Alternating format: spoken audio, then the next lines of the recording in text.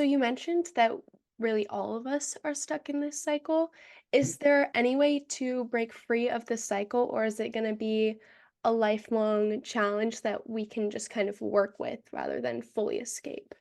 Well, the first thing to recognize is that any recovery program, any process that's out there, whether it's my emotional authenticity method or anything else that you pursue, that we're human and limited, which means we will never recover from everything. We can, if we pursue truth, responsibility, healing, and forgiveness, we can see dramatic and massive improvement on our perfect imperfections and the pain that we went through. Um, but there isn't a magic pill out there or any treatment that will make us never experience pain or perfect imperfections again. And we don't want that anyway. The life experience is about learning how to manage this because most people are trying to teach just be happy all the time. Anything dark and black or bad feelings is bad. Well, that's the problem. The only way to feel truly at peace and safe inside yourself is to become an expert in these deep, dark, painful feelings because life isn't just this side, it's all of that.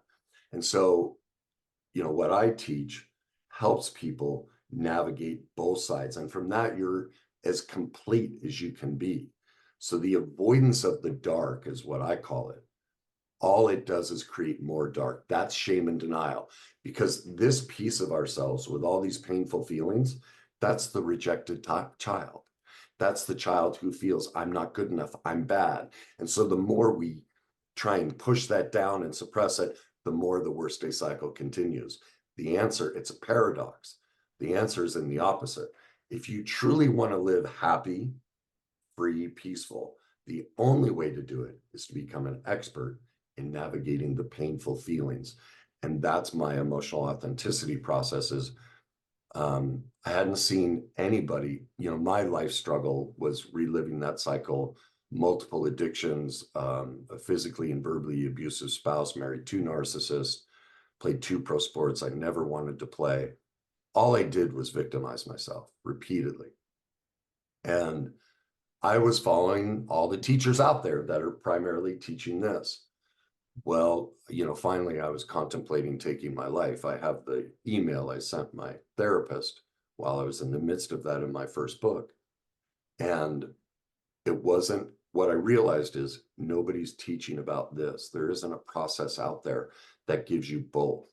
And that's what my emotional authenticity process does, is it allows you, at least in my experience, it's the only way.